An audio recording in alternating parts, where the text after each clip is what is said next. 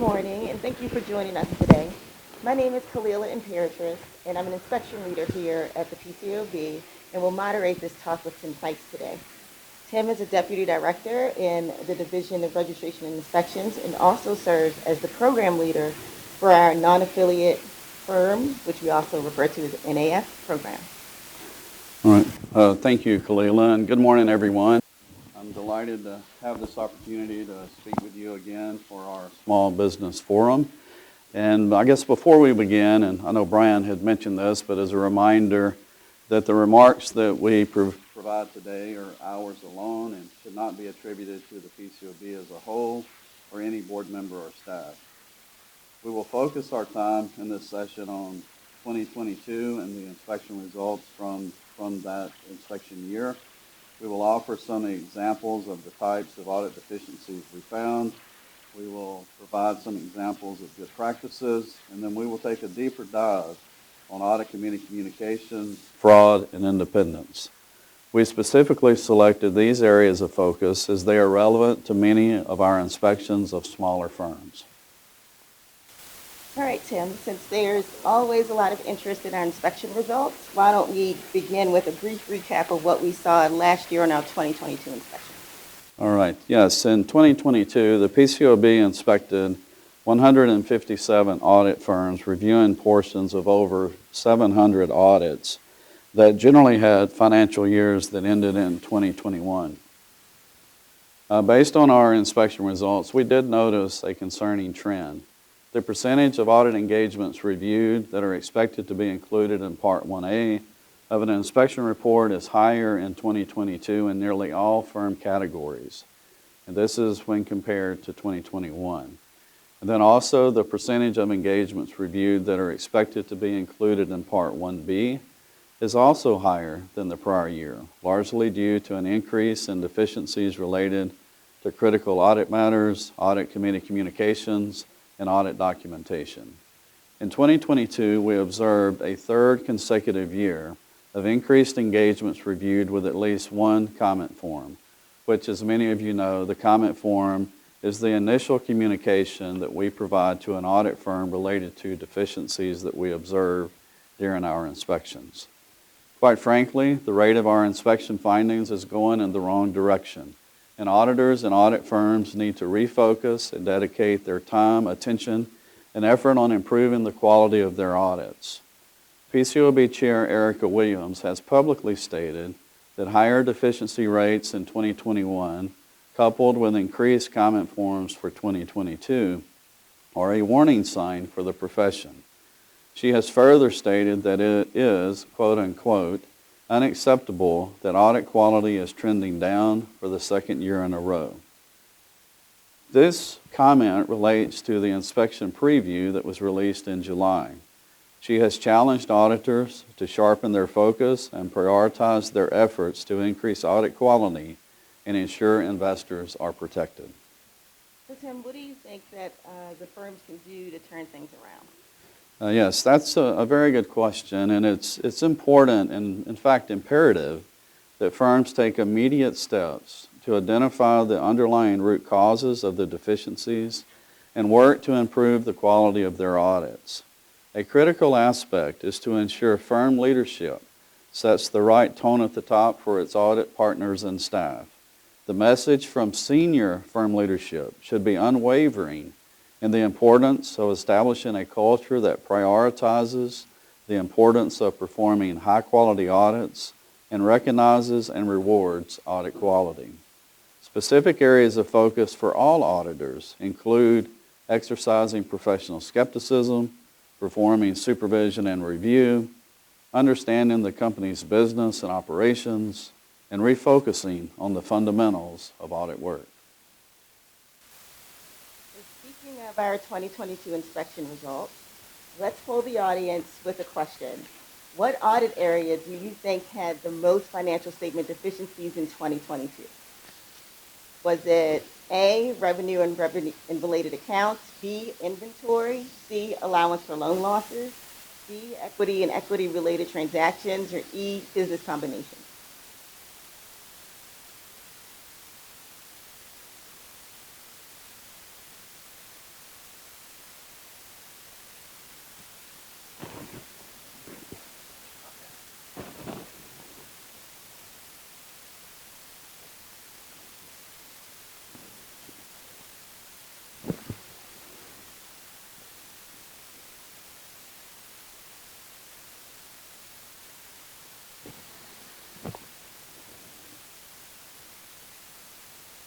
And everyone was right. Looks like almost everyone was right. It was the answer is A, revenue and related accounts accounted for the highest rate in deficiencies identified or inspection of the financial statement audit. And here we have a CPE code. The code is 592. Again, the code is 592. So Tim, the areas of deficiencies in 2022 are pretty much the same as we've seen in previous audit years. Auditing internal controls over financial reporting, revenue and related accounts, and accounting estimates.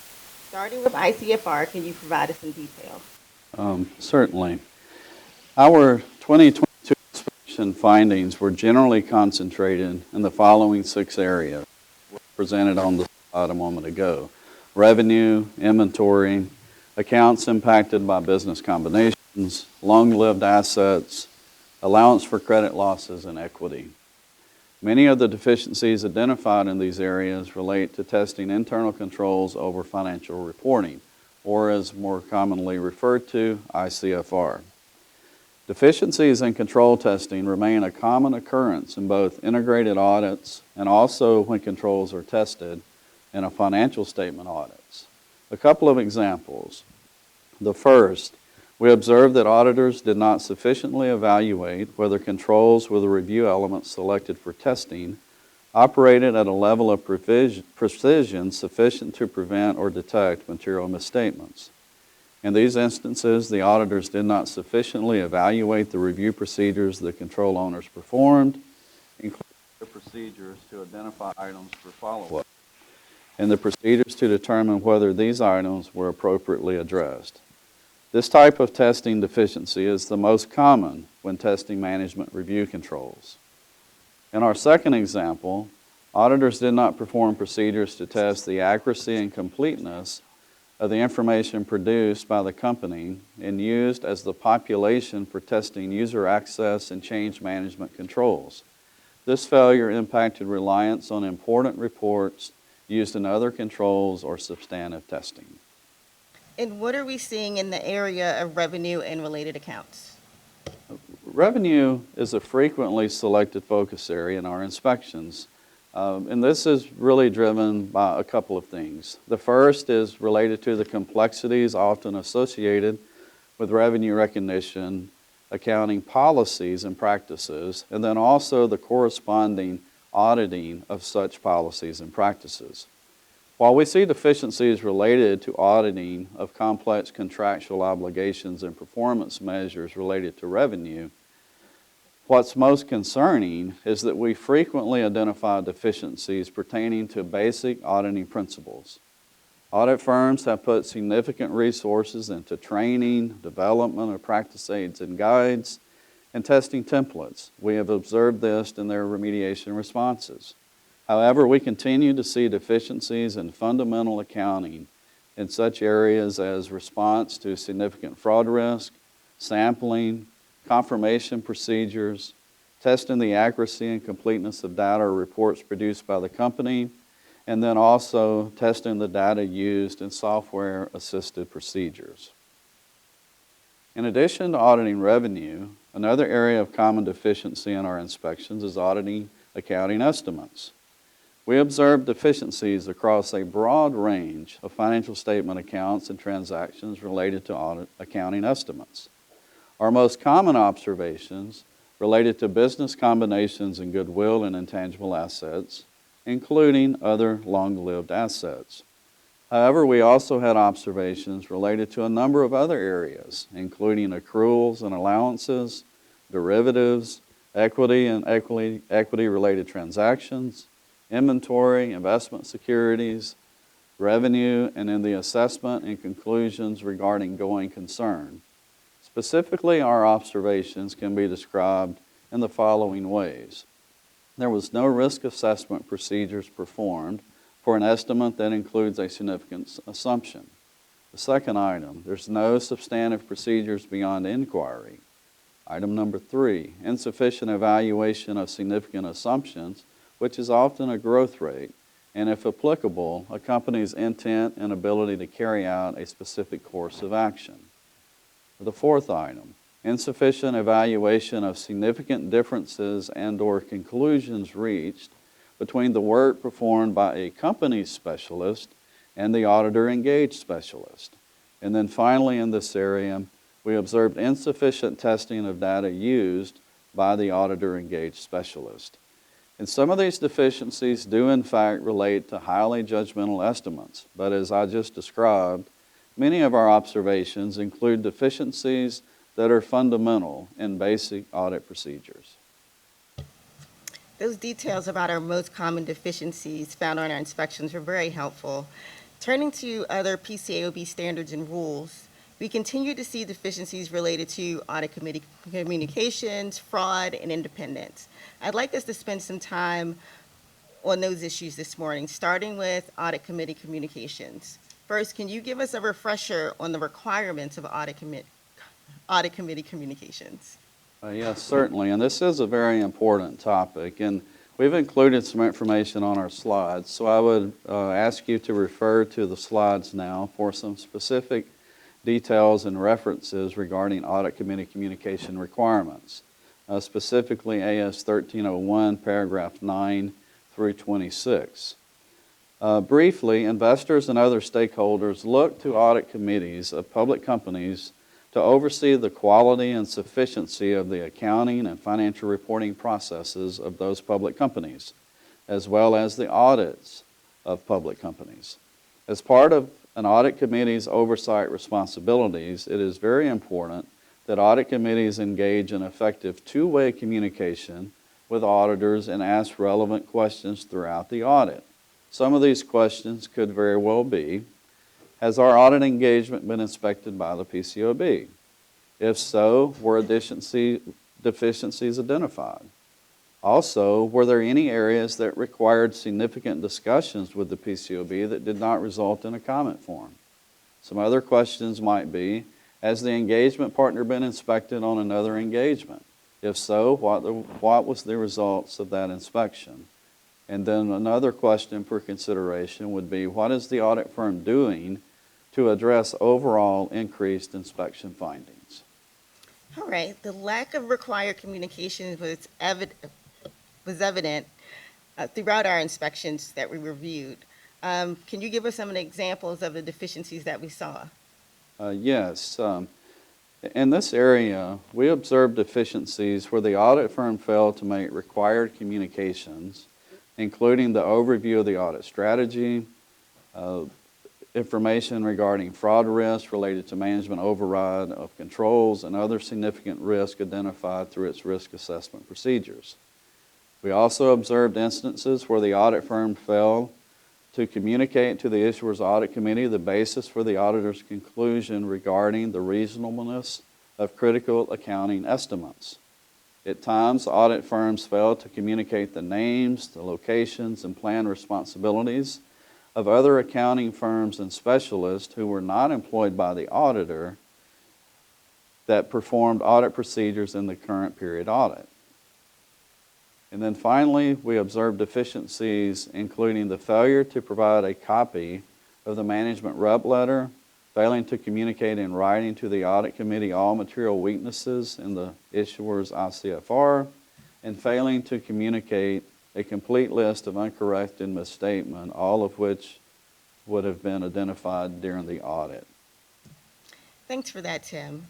We're going to move on to our next topic of fraud, a major consideration in our 2022 inspections.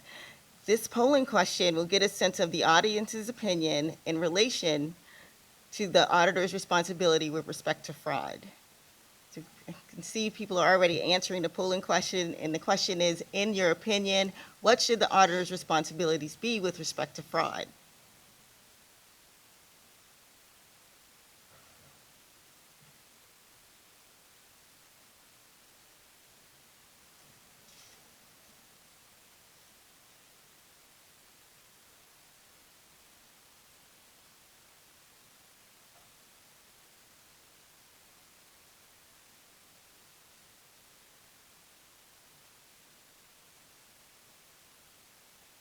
Right, it looks like the consensus is both A and B. So, Tim, let's do a deeper conversation about fraud, as it's another area that's relevant to our inspection of smaller audit firms. As we did with audit committee communications, can you start with the requirements for the auditors to perform fraud procedures? Yes, Kalela. The auditor is responsible for planning and performing the audit to obtain reasonable assurance that the financial statements are free of material misstatement, whether caused by error or caused by fraud.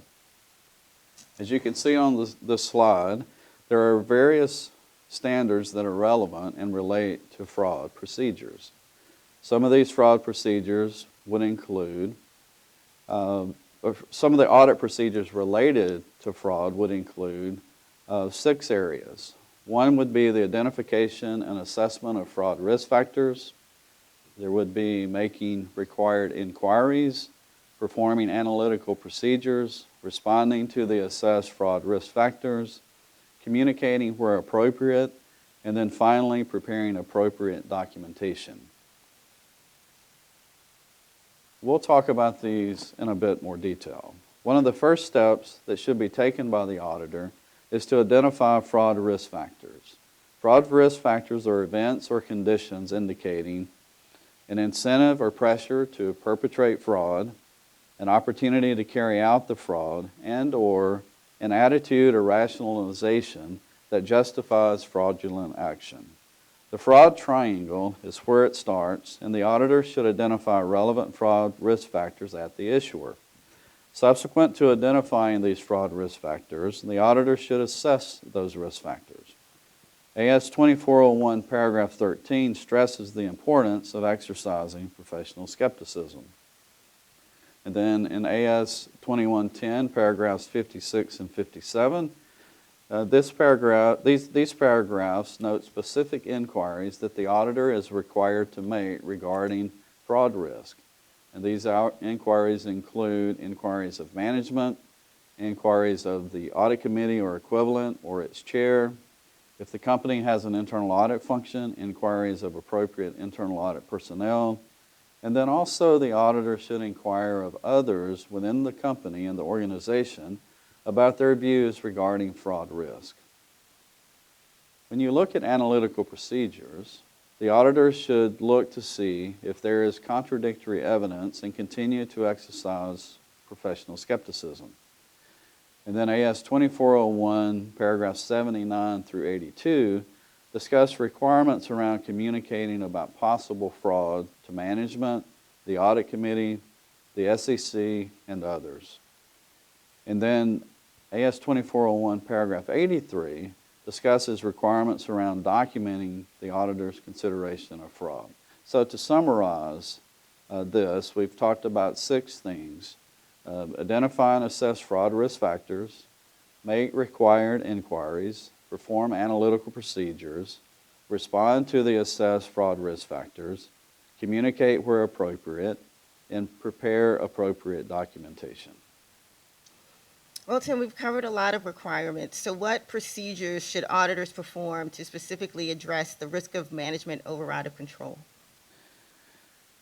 Yes, as previously mentioned, the auditor should examine journal entries and other adjustments for evidence of possible material misstatement due to fraud.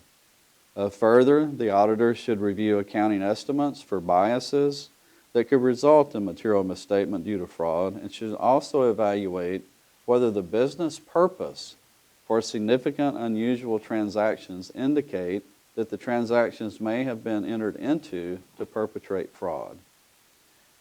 Further, AS 2401-58 specifically addresses that when performing journal entry testing, the auditor should do 4 things. The first is obtain an understanding of the entity's financial reporting process and the controls over journal entries and other adjustments. The second, identify and select journal entries and other adjustments for testing.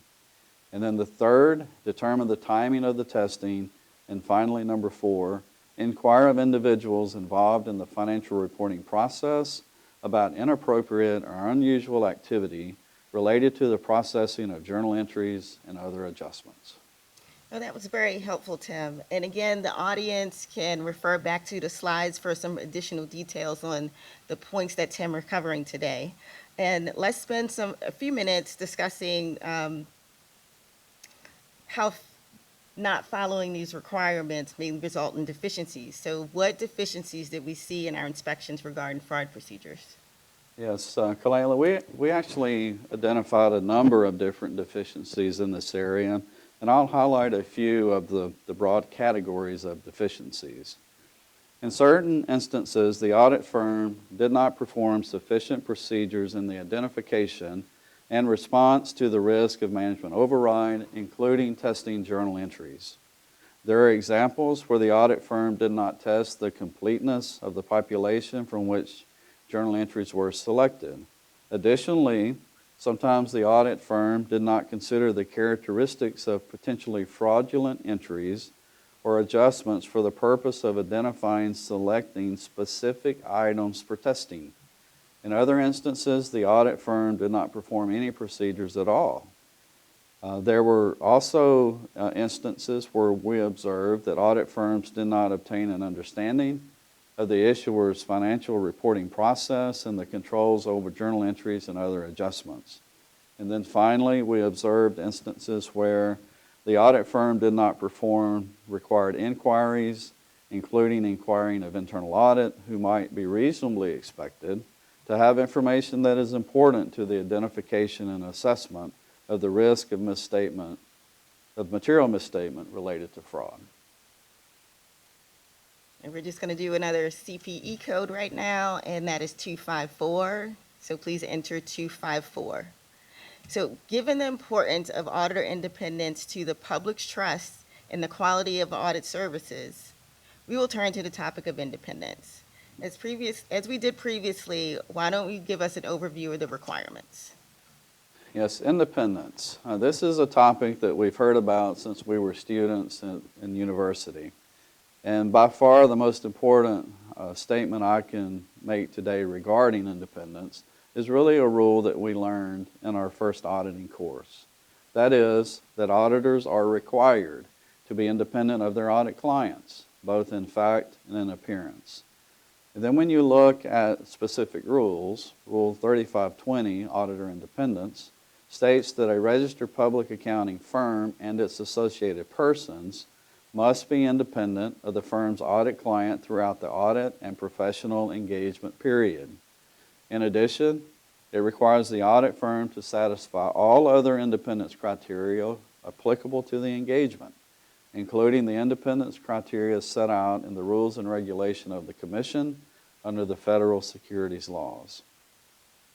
With the next two slides, we'll take a look at some of the rules involving independence and audit committees.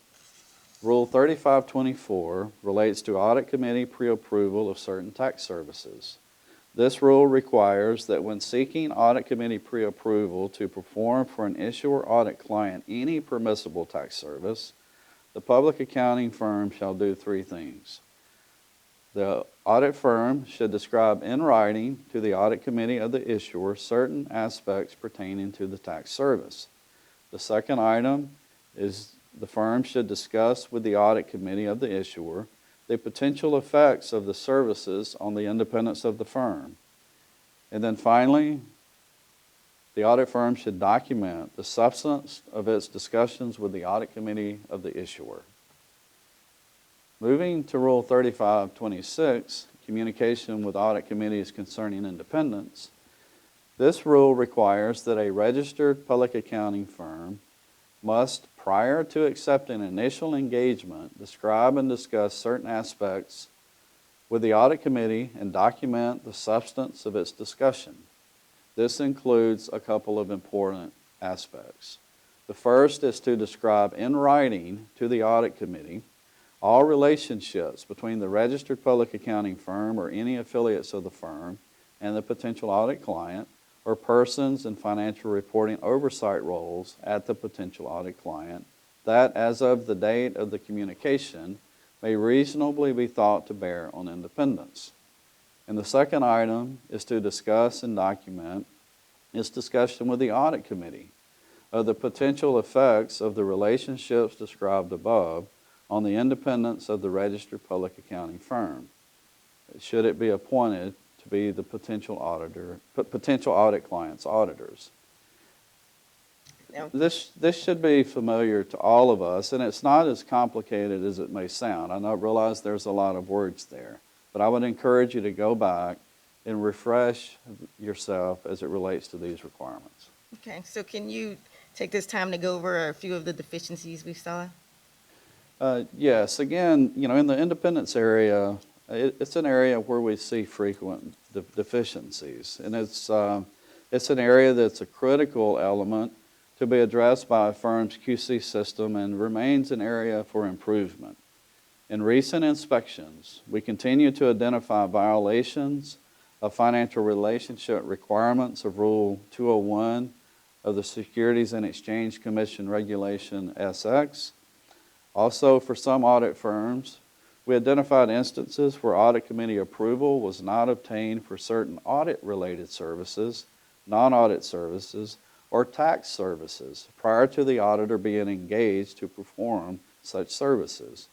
Additionally, we have observed that certain annually inspected audit firms have instituted financial relationship reporting requirements, and some of these firms continue to report a high rate of noncompliance by audit firm personnel as it relates to reporting their financial relationships into the audit firm's monitoring systems.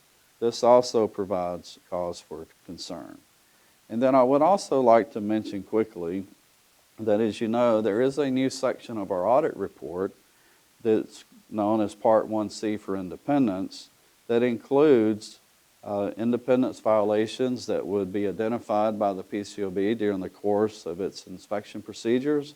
And then it also includes independence concerns that were reported by the firm to the PCAOB as part of the inspection process. Right, we have another CPE code, that is 288. Please enter 288. So now that we've talked about the requirements and the deficiencies that we saw, I think it would be good to go over, talk about good practices. A few years ago, we began highlighting in our spotlight publications and in public statements good practices that our inspectors observed during the inspection process. We encourage auditors, where applicable, to consider how they can apply these good practices to their audit engagements to improve audit quality. As a reminder, a good practice could be a procedure, technique, methodology that is appropriately comprehensive and suitably designed in relation to the audit firm's size and the nature and complexity of the audit firm's practice. Tim, could you please talk about a few good practices we've observed on our more recent inspections? Yes, Kalela. I will cover a few items here, and then also I believe our slide deck will include a bit more detail than I will cover this morning. But as it relates to audit committee communications, first of all, it seems that we have observed situations where audit firms have introduced new or updated templates and checklists to incorporate the requirements of AS 1301, including discussing all significant risk identified through its risk assessment procedures and communicating the names, the locations, and plan responsibilities of other independent accounting firms that performed audit procedures in an audit. Another good practice related to fraud procedures and journal entry testing relates to new training or new and revised templates and a pre-issuance review program.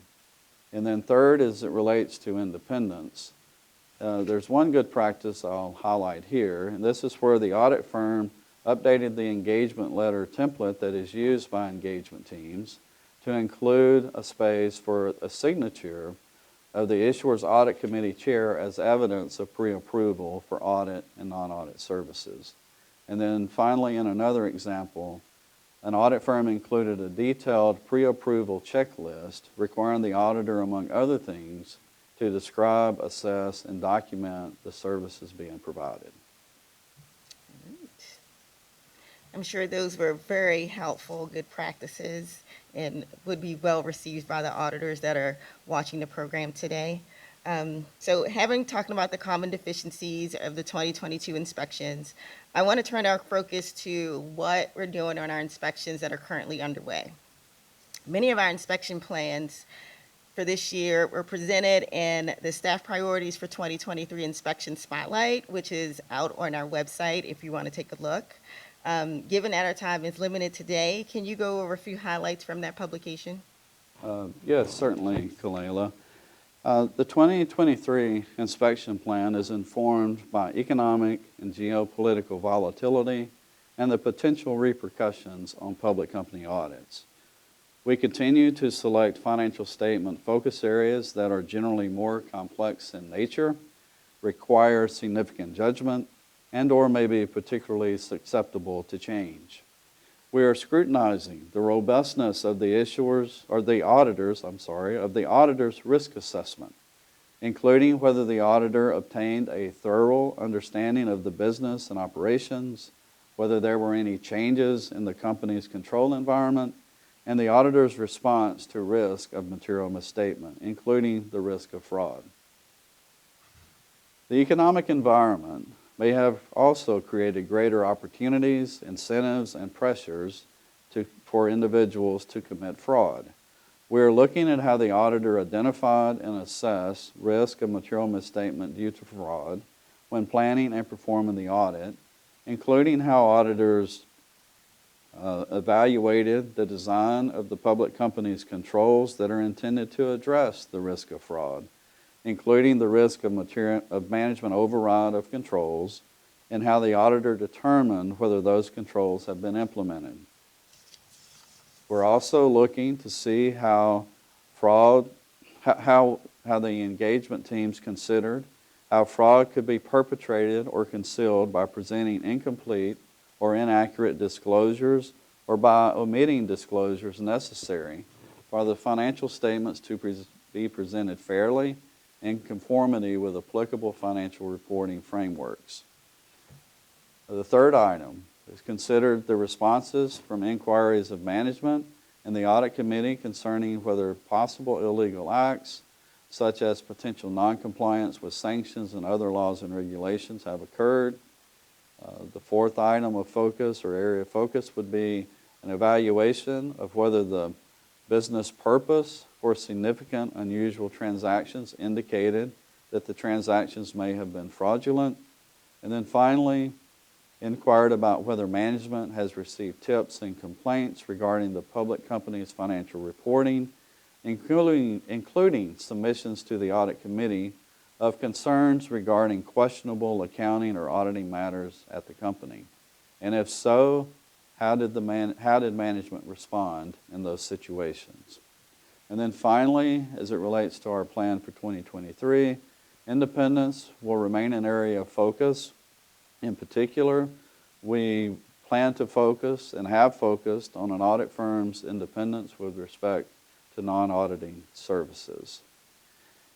And then for 2023, in addition to independence, we're also inspecting areas around how a firm determines and communicates critical audit matters, how a firm addresses areas of continuing deficiency, auditing of digital assets, responding to cyber threats, and how a firm uses data and technology in the audit. Tim, as we wrap up this morning, can you leave us with some reminders for auditors to keep in mind during the audit season? Yes.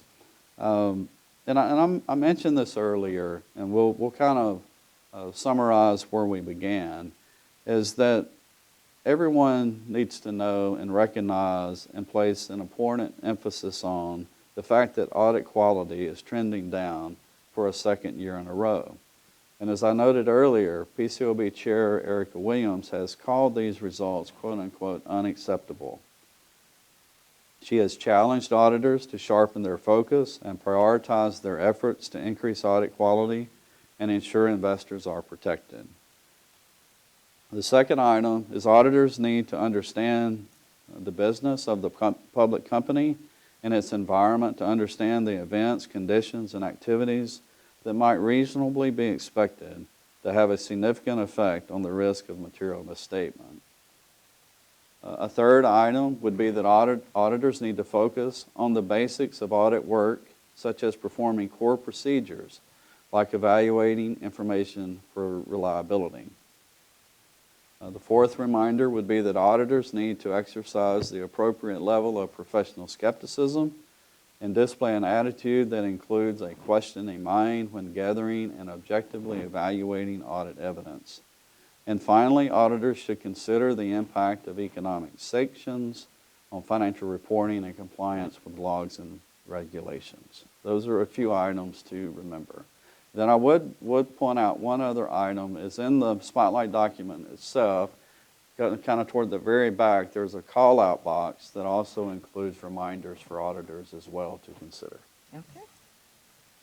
Looks like we have one last CPE code, which is 134, so please enter 134 at this time. So it looks like we have a little bit of time for questions. We did have a few questions come in the social Q&A. So the first question is, what if the company doesn't have an audit committee? What is the workaround?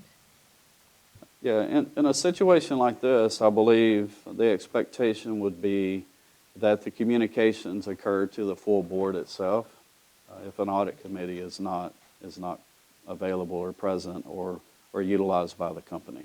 Okay. And it looks like our next question is in regard to non-issuer broker-dealers. So I think we'll leave that one for our broker-dealer team who is presenting this afternoon. Yes. So thanks, Tim. And thank you for all who are in attendance for this session that Tim and I just did. And I leave you with one last reminder that much of what we covered today can be found on our spotlights that are out on the PCAOB's website. So we hope this was helpful for you, and thank you for your attention today.